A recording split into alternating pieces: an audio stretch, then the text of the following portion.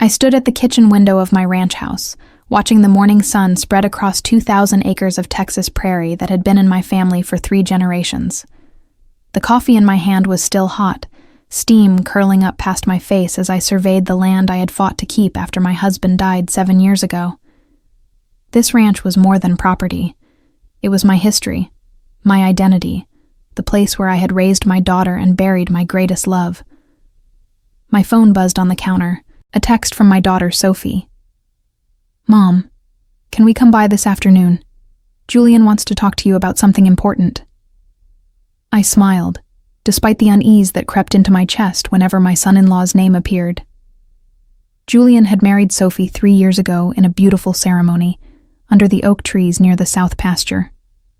He had seemed perfect then, charming and attentive, with a family business and agricultural equipment that complemented our ranching life. But over the past year, something had shifted. I noticed the way he looked at my land with appraising eyes, the questions he asked about property values and water rights. I texted back that they should come for lunch, then set about preparing chicken enchiladas and Spanish rice. Cooking always steadied my nerves, and I needed steadiness today. They arrived just after noon, Julian's expensive truck kicking up dust on the drive. Sophie hugged me tightly, her blonde hair smelling of the lavender shampoo she had used since high school. She looked tired, I thought, with shadows under her green eyes that makeup could not quite hide. "Thanks for having us, Camilla," Julian said, his smile wide and white. He was handsome in that calculated way some men were, with perfectly styled dark hair and clothes that cost more than they should. He worked for his family's company, Harper Agricultural Supply, a business his grandfather had started 50 years ago. They sold tractors, irrigation systems, and farming equipment across 3 counties.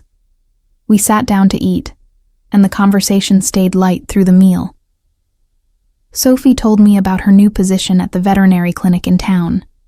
Julian talked about expansion plans at Harper Agricultural. I listened, nodded, and watched. Finally, over coffee and pecan pie, Julian leaned forward with his elbows on the table. "Camilla, we wanted to discuss something with you. Something that could be really beneficial for everyone." I set down my fork. "I am listening." "You know how much we love this ranch," he began, glancing at Sophie, who smiled uncertainly. "But we have been thinking about your future, especially after that fall you had last month." The fall. I had slipped on wet tile in the bathroom and bruised my hip badly. Nothing serious, but it had frightened Sophie. I could see her fear now, written plainly on her face. "I am fine, sweetheart," I said to her directly. "It was just a stumble." "But Mom, you are out here alone," Sophie said, her voice tight with concern. "What if something worse happens? What if you break a bone and cannot get to a phone?" "Your daughter has a point," Julian added smoothly. "This place is remote. Beautiful, but remote. We have been looking at options that might give you more security while also setting up Sophie's future." My spine straightened. "What kind of options?" "There is a development company interested in this area," Julian said. "They are looking to build a resort community. Luxury homes, a golf course, amenities. They have made inquiries about several properties in this region, including yours." I kept my face neutral, but my heart began to pound. "I am not interested in selling." "Just hear us out," Julian said, that smile still in place. "The offer would be substantial, enough that you could buy a beautiful condo in town, somewhere safe and comfortable. Sophie would not have to worry about you anymore, and the money left over could secure both of your futures." Sophie reached across the table to touch my hand. "We are not trying to push you, Mom. We just want you to be safe and happy."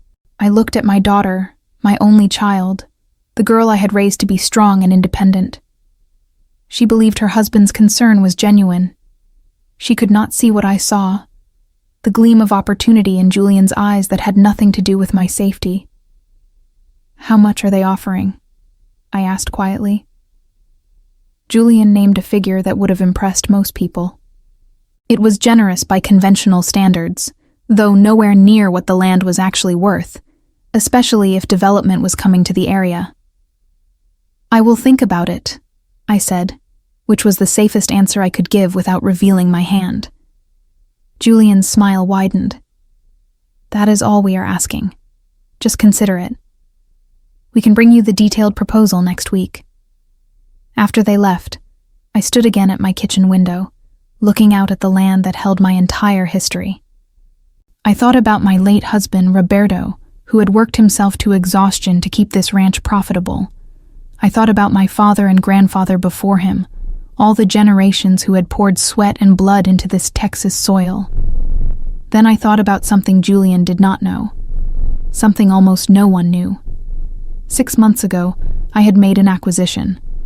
A quiet, carefully structured purchase through a web of legal entities and investment firms. It had taken most of my liquid assets and some creative financing, but I had managed it. I owned 60% of Harper Agricultural Supply, Julian's family business. His grandfather, facing health problems and financial pressure, had sold controlling interest to what he believed was an investment consortium. He had no idea that behind that consortium was the mother-in-law of his grandson. I had my reasons for the purchase, reasons that went beyond simple investment strategy. I had heard rumors about the Harper family, about business practices that skirted legal boundaries, about debts and obligations that never appeared on official balance sheets. The next morning, I drove into town to meet with my attorney, Grace, who had helped structure the acquisition of Harper Agricultural. Her office sat above the bank on Main Street, a modest space that belied her sharp legal mind. "I think it is starting," I told her after the pleasantries were done. "Julian is pushing for me to sell the ranch." Grace leaned back in her leather chair, her silver hair caught in a neat bun. She was 10 years older than me and had been practicing law in this county for 4 decades. She knew everyone's business, sometimes before they knew it themselves. "Did he mention the development company by name?" she asked. "No, he kept it vague, but he will. I think he wants to soften me up first, make me believe this is about my welfare." Grace pulled a folder from her desk drawer. "You should see this. I have been doing some digging since you told me about Julian's questions last month." She slid several documents across the desk. They were property records, LLC filings, and financial disclosures. As I read through them, a picture emerged that confirmed my suspicions. Julian was involved with the development company, not just as a bystander, but as a silent partner. He stood to make a significant commission if my ranch sold, and even more if he could convince me to accept a below-market price. "There is more," Grace said. "The development company has been acquiring land in this area for 18 months. They have bought 6 properties already, all from elderly owners, all at prices well below market value. There is a pattern of pressure tactics, manufactured urgency, sometimes even implied threats about property taxes or zoning changes." My hands tightened on the papers. "How is this legal?" "It walks a fine line. Nothing overtly criminal, just deeply unethical. They find vulnerable people and exploit their fears." Grace paused. "They clearly see you as vulnerable, Camilla. A widow alone on a big property." I laughed, but there was no humor in it. "They have made a mistake." "Yes, they have." Grace smiled slightly. "What do you want to do?" "I want to watch," I said. "I want to see how far Julian will go. And then I want to use what I know about Harper Agricultural to make sure he understands exactly who he tried to manipulate." Grace nodded slowly. "The business is yours to do with as you wish. You have controlling interest and full legal authority. But Camilla, think carefully about this. Sophie will be caught in the middle." That stopped me. My daughter. My sweet, trusting daughter who had no idea her husband was a predator. "I know," I said quietly. "But she needs to know the truth about the man she married. Better she learns it now than 10 years from now when he has had more time to do damage." Over the next 2 weeks, I played the role of a woman wavering. I let Julian bring me the detailed proposal from the development company. I attended a meeting with their representatives, slick men in expensive suits who talked about my comfort and security while their eyes calculated profit margins. I asked questions that made me seem concerned, but tempted. Julian grew more confident with each interaction. He began talking about the condo he had found for me, a nice place near the grocery store and the doctor's office. He brought Sophie along to these discussions, using her genuine worry about me as a weapon to break down my resistance. "Mom, I just want to know you are okay," Sophie said one evening as we sat on my porch watching the sunset. Julian had gone inside to take a phone call. "This place is so isolated. What if something happens?" "Do you want me to sell?" I asked her directly.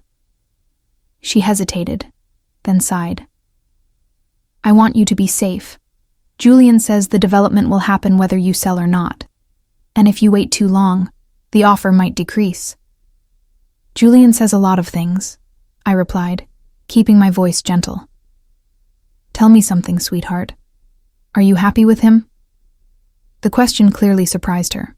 "What do you mean?" "I mean, is he good to you? Is your marriage what you hoped it would be?" Sophie looked away, toward the darkening horizon. "He works a lot. He is under a lot of pressure with the business." That was not an answer, not really. But before I could press further, Julian returned, his phone in hand and that smile back on his face.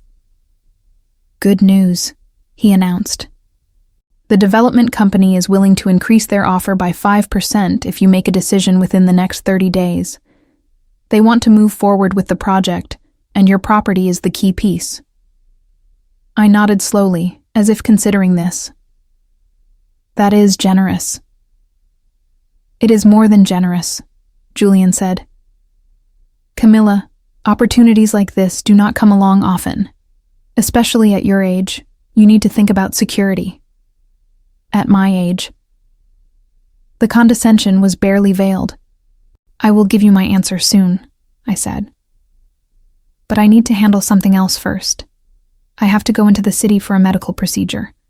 My doctor found something during my last checkup." Sophie's face went pale. "What? Mom? What is it?" "Nothing serious," I lied smoothly. "A minor procedure, but they want to keep me for observation for a week afterward. I am leaving this Friday." This was the bait I was setting. I was not actually having any procedure. Instead, I would be in Houston meeting with the Harper Agricultural Board of Directors and key stakeholders, preparing to exercise my authority as majority shareholder. But Julian did not need to know that yet. "A week?" Julian asked, and I could see the wheels turning in his mind. "Will you need someone to watch the place?" "The foreman and the ranch hands will handle everything," I said. "I have already arranged it." I left for Houston on Friday morning, making sure Sophie saw me go. I hugged her tightly at my truck, told her not to worry, and promised to call every day.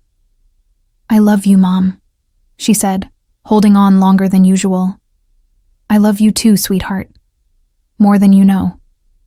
The drive to Houston took 6 hours. I checked into a hotel near the Galleria and immediately began making calls. Grace had prepared everything I needed, documentation that proved my ownership of Harper Agricultural and legal authority to make executive decisions. On Monday morning, I sat in a conference room with the company's CFO, operations manager, and the family attorney who had handled the original sale to my investment consortium. They were nervous, clearly unsure why the mysterious majority shareholder had suddenly called this meeting. I introduced myself properly for the first time, watching their faces register shock as they realized the quiet widow from the ranch was actually their boss. "I need a complete audit of the company's finances," I began. "Every account, every transaction for the past 3 years. I also need detailed information about any side businesses or ventures that family members are involved in, particularly Julian." The CFO, a thin man named Walter with nervous hands, cleared his throat. "May I ask why?" "Because I believe there are improprieties that need to be addressed," I said calmly. "And because as majority shareholder, I have the right and responsibility to ensure this company operates with integrity." Over the next 4 days, I reviewed documents that confirmed what I had suspected. Julian had been using his position at Harper Agricultural for personal gain in ways that violated company policy and potentially securities law. He had been steering clients toward the development company, receiving kickbacks that he never disclosed. He had been inflating equipment prices and pocketing the difference. He had been systematically looting the business his grandfather had built. But the most damning discovery came on Thursday afternoon, when Walter brought me a file he had been reluctant to share. "This is delicate," he said quietly. "It involves your daughter." My stomach tightened as I opened the file. Inside were loan documents, property deeds, and financial statements. Julian had taken out loans against Harper Agricultural assets without proper authorization, using forged signatures from his grandfather. He had used some of that money to finance his lifestyle, but a significant portion had gone toward options and deposits on land surrounding my ranch. He had been planning this for over a year, positioning himself to profit massively from the development, and in several documents, he had forged Sophie's signature, making her appear complicit in his schemes. I felt rage rise in me like a physical force. He had not only targeted me, but he had put my daughter at legal risk to serve his greed. "Walter," I said, my voice cold and steady, "I need you to prepare documentation for a full corporate restructuring. Julian is to be terminated immediately, effective today. All his accounts are to be frozen, and all access to company systems revoked. And I need you to contact the district attorney's office. I believe we have evidence of fraud that needs to be reported." Walter nodded, relief evident on his face. "I have been waiting for someone to address this. Julian has been out of control for months, but his grandfather would not hear any criticism." "His grandfather does not run this company anymore," I said. "I do." That afternoon, while I was still in Houston, my phone rang. It was Sophie, her voice high with panic. "Mom, something crazy is happening. Julian just got a call from his office. They are saying he has been fired, that there is some kind of investigation. He is furious. He is saying it is a mistake, that someone is sabotaging him." I took a deep breath. "Where are you right now?" "At home. Julian is throwing things, Mom. He is scaring me." "Listen to me carefully," I said. "I want you to pack a bag and drive to your friend Hannah's house. Do it now while he is distracted." "Can you do that?" "What? Why? Mom, what is going on?" "I will explain everything when I get home tomorrow, but right now I need you to trust me and leave that house. Please, Sophie." She was silent for a moment, then said, Okay, I will go." After we hung up, I called Grace. "Julian has been fired from Harper Agricultural. Sophie is leaving their house now. I need you to prepare papers. Restraining order if necessary, and I want to make sure Sophie is legally protected from any of his business dealings." "Already on it," Grace said. "Camilla, you should know that Julian has been making calls. He has been trying to reach you." "Let him try," I said. "He will get his answer soon enough." That night, from my hotel room, I received a series of increasingly frantic messages from Julian. They started with confusion, progressed to anger, and finally descended into threats. "You did this somehow," one message read. "I do not know how, but I will figure it out. You are going to regret interfering in my business." Another said, "Sophie and I are coming to your ranch tomorrow. We need to talk about the sale. This needs to happen now." I did not respond to any of them. Instead, I forwarded all the messages to Grace and to the investigator the district attorney's office had assigned to Julian's case. On Friday morning, I checked out of the hotel and began the drive back home. The Texas landscape rolled past my windows, flat and endless and beautiful. I thought about what was waiting for me, the confrontation that was inevitable now. Julian thought he was coming to my ranch to pressure a vulnerable old woman into selling her property. What he did not know was that I had dismantled his entire life in the span of a week. His job was gone. His reputation was destroyed. His illegal schemes were now under criminal investigation. and the woman he had tried to manipulate owned the business that bore his family name. I arrived home late Friday afternoon, pulling up to my ranch house just as the sun began its descent toward the western horizon. The place looked exactly as I had left it, peaceful and unchanging. But I knew that peace was about to shatter. My foreman, Diego, was waiting on the porch. He was a sturdy man in his 60s who had worked for my family for 30 years. He stood when he saw my truck, his weathered face troubled. "Miss Camila," he said as I climbed the steps, "we have had some visitors while you were gone." "Julian?" "Him and some other men. They came 3 days ago, Wednesday afternoon. Had surveying equipment, were walking your property taking measurements and photographs." My jaw tightened. "Did you stop them?" "I told them they were trespassing and needed to leave. Julian said he had your permission, that you had agreed to sell, and the survey was part of the process. I told him I had heard nothing from you about any sale, but he insisted." Diego's expression darkened. One of the other men, older fellow in an expensive suit, told me that my job would be eliminated soon anyway, said the development company would not need ranch staff. "They threatened you?" "Yes, ma'am. I called the sheriff's department, but by the time Deputy Harris arrived, they were leaving. Julian told the deputy it was all a misunderstanding, that family business had gotten confused." I placed my hand on Diego's shoulder. "Thank you for protecting my property. I promise you, there will be no sale and no development. Your job is secure." Relief flooded his features. "What is happening, Miss Camilla?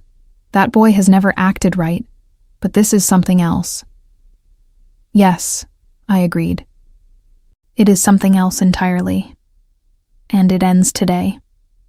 I went inside and found my house exactly as I had left it, nothing disturbed. But knowing Julian had been here, walking my land with surveyors and developers, treating my property as if it were already his, ignited a fury I could barely contain.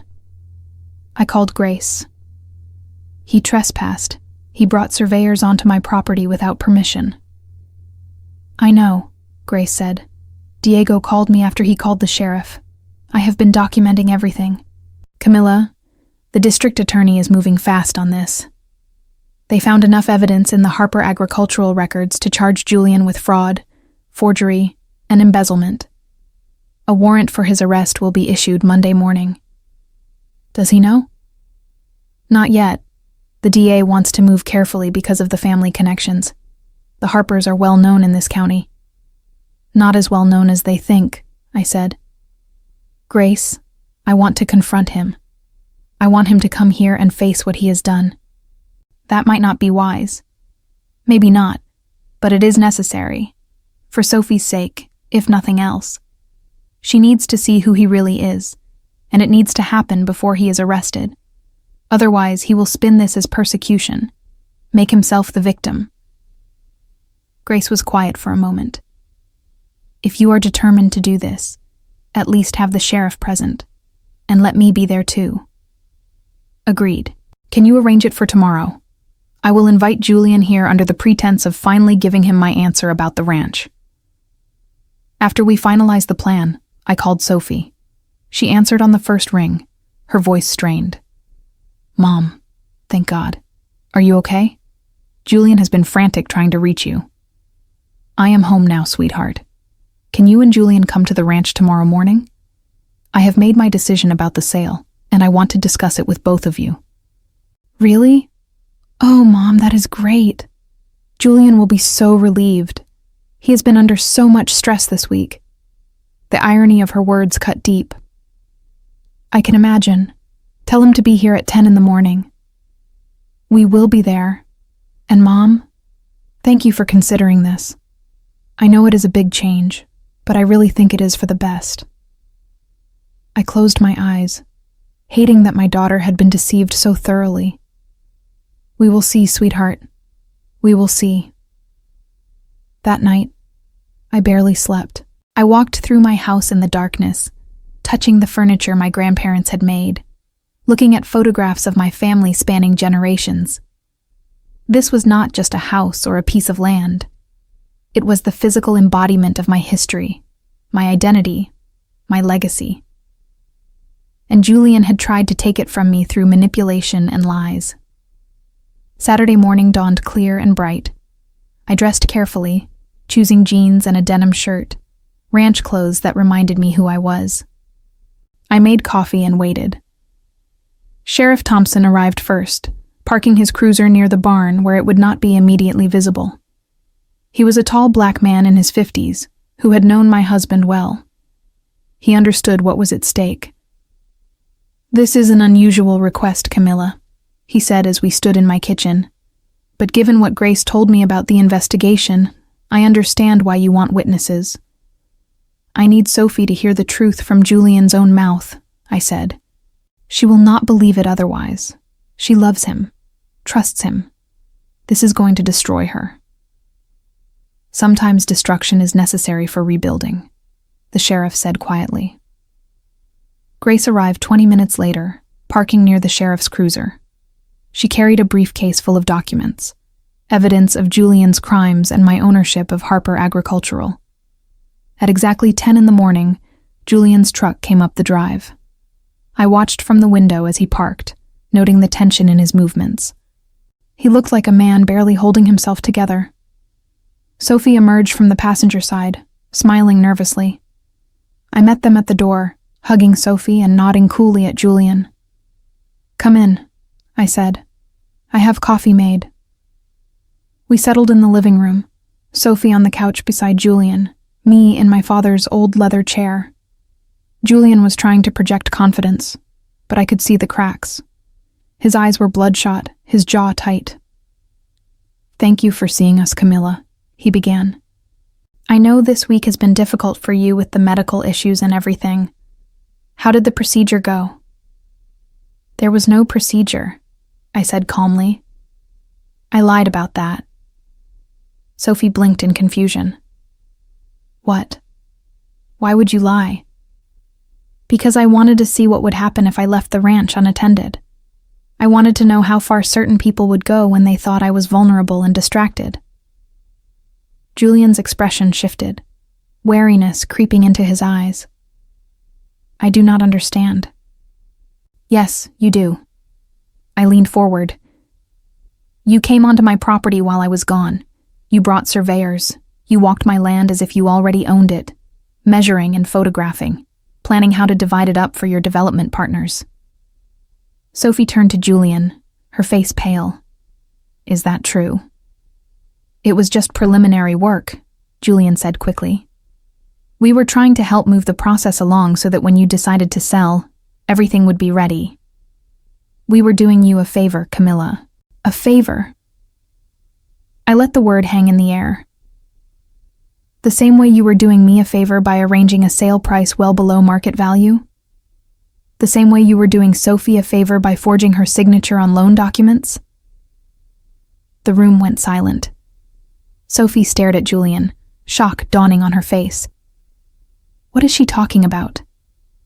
Julian stood abruptly. "This is ridiculous. I do not have to listen to these accusations." "Sit down," I said, my voice sharp as a whip. "You are going to listen to every word." Sheriff Thompson chose that moment to walk in from the kitchen, his uniform and badge making Julian freeze. "I think you should sit, son," the sheriff said mildly. Julian sat, his face now flushed with anger and fear. Sophie looked between us, her hands trembling. "Mom, please explain what is happening." I took a breath, making sure to look at my daughter as I spoke. 6 months ago, I bought controlling interest in Harper Agricultural Supply, 60% of the company. I am the majority shareholder, which means I own Julian's family business. Sophie's mouth fell open. Julian made a strangled sound. "That is impossible," he said. "The company was sold to an investment consortium." "That I created," I said, "through legal entities and careful structuring. Your grandfather had no idea he was selling to me." "Why?" Sophie whispered. "Why would you do that?" "Because I heard rumors about the business. about questionable practices and financial instability.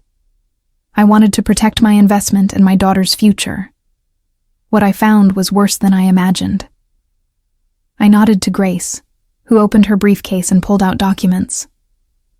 Julian has been stealing from Harper Agricultural for at least 18 months, Grace said, her voice clinical and precise. He has been accepting kickbacks from the development company, embezzling funds through falsified invoices, and most seriously, he has been forging signatures to take out unauthorized loans. That is a lie, Julian said, but his voice lacked conviction. Grace slid papers across the coffee table. These are loan documents with your grandfather's signature. The signature has been analyzed by a forensic expert and deemed fraudulent. These other documents have Sophie's signature, also forged. You made your wife an unwitting accessory to your crimes. Sophie picked up one of the documents with shaking hands. Tears began streaming down her face as she recognized what she was looking at. You forged my name? You made it look like I was involved in this? I was going to tell you, Julian said desperately. It was just temporary, just to get us through a rough patch. The development deal would have made it all right. We would have had so much money, Sophie. Enough to pay everything back and more. Enough from selling my mother's ranch, Sophie said, her voice breaking. You were using me to pressure her into selling so you could profit and cover up your crimes. It was not like that, Julian insisted, reaching for her hand. She jerked away from him. It was exactly like that, I said. You saw an opportunity in my age and my widowhood. You thought I would be easy to manipulate, that I would believe your concern for my welfare was genuine. You thought you could pressure me through Sophie, use her love for me as a weapon. Julian's face twisted with anger. You think you are so smart, Don, not you. You think you have won, but you have destroyed your daughter's marriage. You have humiliated her. Everyone will know her husband was a thief because you could not just accept a generous offer and move on. Everyone will know her husband is a thief because he is a thief, I said coldly. I did not forge those documents. I did not steal that money. I did not trespass on private property or attempt to defraud an elderly woman. You did all of that yourself. Sophie was crying openly now, her hands covering her face. I wanted to go to her, to hold her, but this was not finished yet. There is more, Grace said. She pulled out another file. Julian has been working with the development company for nearly 2 years. He was never just a passive supporter of the sale. He is a silent partner, positioned to make substantial commissions and profits. He stands to gain over $2 million if the development proceeds. $2 million, Sophie repeated, her voice hollow. That is why he was so insistent, I said. That is why he brought surveyors onto my property without permission. He is desperate because his other schemes are falling apart, and he needs this deal to save himself. Julian stood again, this time moving toward the door. Sheriff Thompson blocked his path. Where do you think you are going? The sheriff asked. I do not have to stay here and be attacked, Julian snarled. This is harassment. You have no right to keep me here. Actually, I do, I said. This is my property and you are trespassing. Sheriff Thompson, I want to press charges for the trespass earlier this week. Consider it done, the sheriff said. He pulled out his handcuffs. Julian, I also need to inform you that there is a warrant being prepared for your arrest on charges of fraud, forgery, and embezzlement. It will be issued Monday morning. You are not under arrest at this moment, but I strongly advise you to contact an attorney. The color drained from Julian's face. He looked at Sophie, at me, at the sheriff, as if trying to find a way out. There was none. Sophie, he said, his voice cracking, you have to believe me. I did this for us. I did it so we could have a good life. Sophie stood, wiping her eyes. When she spoke, her voice was steady despite the tears. You did it for yourself. You used me, you used my mother, and you destroyed your own family's business with your greed. She turned to me. Mom, I am so sorry. I did not know. I should have seen it, but I did not want to believe he could be like this. I went to her then, pulling her into my arms. You have nothing to be sorry for, sweetheart. This is not your fault. Julian watched us, and I saw the moment he realized he had lost everything. His wife, his job, his reputation, his freedom. All of it gone because of his own choices. This is not over, he said, but the threat was empty. Yes, I said quietly. It is. Sheriff Thompson escorted Julian out, leaving instructions for him to remain in the county and available for questioning. Grace packed up her documents, promising to help Sophie with whatever legal proceedings would follow. After everyone left, Sophie and I sat on the porch watching the afternoon sun paint the prairie in shades of gold. She had cried herself out and now sat in silence, processing everything that had been revealed. How long have you known? She finally asked. About the extent of it? Only this week, when I reviewed the Harper agricultural records. But I suspected something was wrong for months. The way he looked at the ranch, the questions he asked. It did not feel like concern for my welfare. It felt like assessment, like he was calculating value. Sophie nodded slowly. I told myself I was imagining things. He was working so much, seemed so stressed. I thought I was being paranoid or unsupportive. He is skilled at manipulation, I said gently. That is not a reflection on you. But I am his wife. I should have seen it. She turned to look at me, her eyes red and swollen. How did you know to buy the company? What made you think of that? I chose my words carefully. Your father taught me that the best way to understand someone is to understand what they value. Julian valued the family business, his position in it, the respect it gave him. I wanted to look deeper into that business because I suspected if there were problems in his character, they would show up there.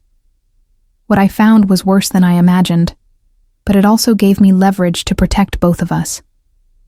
You protected me, Sophie said.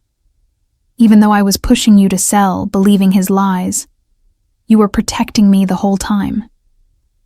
That is what mothers do. She was quiet for a long moment, then asked, What happens now? To the business? To Julian? To all of it? Julian will be arrested on Monday. He will face criminal charges for what he has done. As for Harper Agricultural, I will work with the board to stabilize the company and restore integrity to its operations. Your grandfather built something good, and I will not let Julian's crimes destroy it. And the ranch? I smiled, the first genuine smile in days. The ranch stays exactly as it is. This land is not for sale, not now and not ever. It will be yours someday, Sophie, when I am actually too old to manage it. But that day is not today. Sophie leaned against me, resting her head on my shoulder the way she had when she was a little girl. I am going to need to file for divorce. Yes. It is going to be ugly. Yes. But it is necessary. Yes. We sat like that until the sun touched the horizon, mother and daughter, watching the land that had held our family for 3 generations. Tomorrow would bring lawyers and proceedings, and all the mess of unraveling a marriage built on lies. But today, we just sat together. Over the following weeks, everything I had predicted came to pass. Julian was arrested and charged with multiple counts of fraud and forgery. The evidence was overwhelming, including the forged signatures, the unauthorized loans, and the kickback scheme with the development company. He tried to make a deal with the prosecutors, offering information about the development company's questionable practices in exchange for reduced charges. It did not help him much. The Harper family was devastated. Julian's grandfather, already in poor health, took the news hard. His mother called me once, crying and begging me to drop the charges against her son. I listened to her pain and felt compassion for it, but I did not waver. Your son made choices that harmed people, I told her. He forged documents, stole money, and tried to defraud my family. I did not create these consequences. He did. Sophie filed for divorce 3 weeks after the confrontation. Julian contested it at first, trying to claim reconciliation was possible, but his attorney eventually convinced him that fighting would only make things worse for him legally. The divorce was finalized in 8 months, quick by Texas standards, but still agonizing for Sophie. She moved back to the ranch during that time, occupying her childhood bedroom while she rebuilt her life. I watched her grief and supported her through it, but I also watched her grow stronger. She threw herself into work at the veterinary clinic, began taking riding lessons again, and slowly rediscovered who she was outside of her marriage. One evening in late autumn, we rode horses out to the south pasture where the old oak trees grew. The air had turned cool, a relief after the brutal summer heat. We dismounted and sat beneath the largest oak, the same tree where Sophie had married Julian 3.5 years earlier. "Do you ever regret it?" she asked. "Buying the company, exposing him, all of it? It would have been easier to just sell the ranch and move on." "Easier for whom?" I asked. "Not for you, not in the long run. Julian would have continued his pattern of manipulation and crime. You would have been tied to him, possibly implicated in his schemes, and I would have lost the land that holds everything I love. But you could have just refused to sell. You did not have to go to war with him." I considered this. Maybe not. "But Sophie, he trespassed on my property. He forged your signature. He tried to use your love for me as a tool to pressure me into a decision that benefited only him. That required a response, not just a refusal." She nodded, pulling at the grass near her boots. "I used to be angry with you in those first few weeks. I thought you had destroyed my marriage." "I know. But you did not destroy it. It was never real. He never loved me, not really. I was just useful to him." "That is not true," I said firmly. "Julian is capable of love, just in a limited, selfish way. He loved what you represented, how you made him look, the access you gave him. That is not the same as loving who you are, but it is not nothing either." Sophie looked at me with tears in her eyes. "How do you get past it? How do you trust anyone again?" "Slowly," I said, "carefully. But you do. Because the alternative is letting his betrayal poison the rest of your life, and he does not deserve that power." We rode back to the house as dusk fell, the prairie turning purple and gold around us. Inside, I made dinner while Sophie set the table, falling into comfortable routines that felt like healing. That night, after Sophie went to bed, I stood at my kitchen window one more time, looking out at the land I had fought to keep. I thought about Julian and his arrogance, how he had assumed my age and widowhood made me weak. He had learned otherwise, though the lesson had cost him everything. The trial began in early spring, nearly 6 months after Julian's arrest. The courthouse in the county seat was an old stone building with columns and tall windows, a structure that had witnessed justice for over 100 years. I attended every day, sitting in the gallery with Grace beside me. Sophie stayed away, unable to face watching her ex-husband in court. The prosecution laid out their case methodically. They presented the forged loan documents with expert testimony about the signature analysis. They showed the financial records from Harper Agricultural that proved embezzlement. They brought in witnesses from the development company who testified about the kickback arrangement, though several of them had been granted immunity in exchange for their cooperation. Julian's defense attorney tried to paint him as a young man under pressure, someone who had made mistakes but had not intended real harm. It was a weak strategy given the evidence, and the jury saw through it. They deliberated for less than 4 hours. Guilty on all counts. I watched Julian's face as the verdict was read. He stood between his attorneys, his expensive suit unable to hide the weight he had lost, or the hollow look in his eyes. When the foreman said guilty for the 3rd time, Julian's knees buckled slightly. His mother sobbed in the row behind him. Sentencing came 2 weeks later. The judge, A stern woman in her 60s who had no patience for white-collar crime, gave Julian 8 years in federal prison. With good behavior, he might serve 6. His attorney asked for leniency, citing his youth and his family's standing in the community. The judge responded by noting that those same advantages made his crimes more egregious, not less. He had been given every opportunity and had chosen to squander them through greed and entitlement. As they led Julian away in handcuffs, he looked back at the gallery. His eyes found mine, and in that moment, I saw something I had not expected. Understanding. He knew, finally, that he had underestimated me catastrophically. He had thought me easy prey, and had discovered instead that I was his destruction. After the sentencing, I drove back to the ranch alone. Grace had offered to come with me, but I needed the solitude of the drive, the long empty roads and wide sky. I needed to process what I felt, which was not triumph, but something more complicated. Satisfaction mixed with sadness. Justice mixed with the bitter taste of family betrayal. Sophie was waiting when I got home, sitting on the porch with 2 glasses of iced tea. She had been following the trial through news reports but had asked me not to give her details. "Is it over?" she asked as I climbed the steps. "Yes, 8 years." She nodded, taking this in.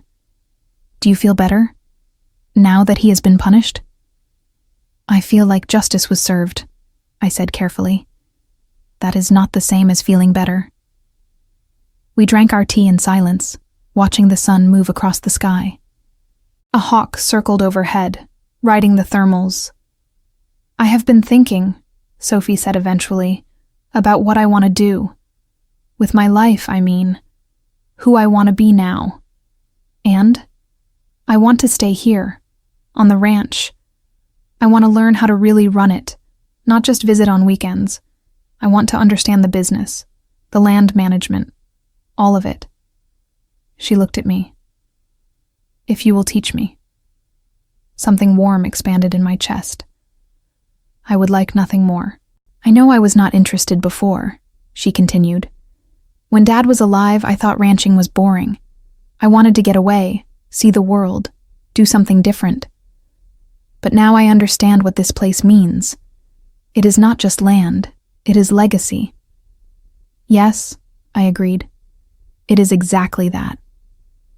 We spent the rest of that afternoon walking the property, discussing water rights and grazing rotation and fence maintenance. Sophie asked questions and listened intently, her mind sharp and engaged. I saw my father in her then, and my grandfather, the same practical intelligence that had kept this ranch viable through droughts and depressions and changing times. As for Harper Agricultural, I installed new management and implemented strict oversight procedures. Walter, the CFO who had helped expose Julian's crimes, was promoted to Chief Operating Officer. Together, we worked to restore the company's reputation and rebuild relationships with clients who had been burned by Julian's schemes. The business survived, though it took 2 years to fully recover. We paid back the improperly obtained loans, compensated clients who had been overcharged, and established an ethics program that became a model for other agricultural supply companies in the region. Julian's grandfather passed away 8 months after the sentencing, his health broken by the scandal and shame. I attended the funeral, sitting in the back row out of respect for the business he had built and the innocent members of his family. Julian's mother saw me there and came to speak with me afterward. "I do not forgive you," she said, her voice low and strained. "You destroyed my son." "No," I replied gently but firmly. "Your son destroyed himself. I simply made sure he faced consequences for his actions." She stared at me for a long moment, then turned and walked away. I understood her anger and her grief, but I did not regret my choices. Julian had tried to victimize me and had implicated my daughter in his crimes. The fact that he faced justice for that was not cruelty on my part. It was necessity. The seasons turned, and the ranch continued its rhythms. Sophie proved to be a natural rancher, combining her veterinary knowledge with an instinct for land management that impressed Diego and the other hands. She worked 12-hour days without complaint, learning to fix fences and manage cattle and operate heavy equipment. On her 29th birthday, 2 years after Julian's conviction, I took her to the lawyer's office in town. Grace had prepared documents that officially made Sophie a co-owner of the ranch, giving her 50% interest in the property and the business. "Mom, are you sure?" Sophie asked, staring at the papers. "This is everything. This is your whole life." "It was my whole life," I said. "Now, it is our life. You have earned this, Sophie. You have proven yourself 100 times over." She signed the papers with tears in her eyes, and then we went to the diner on Main Street to celebrate with chicken fried steak and pie. It was a simple celebration, but it felt right, appropriate to who we were and what we valued. The development company that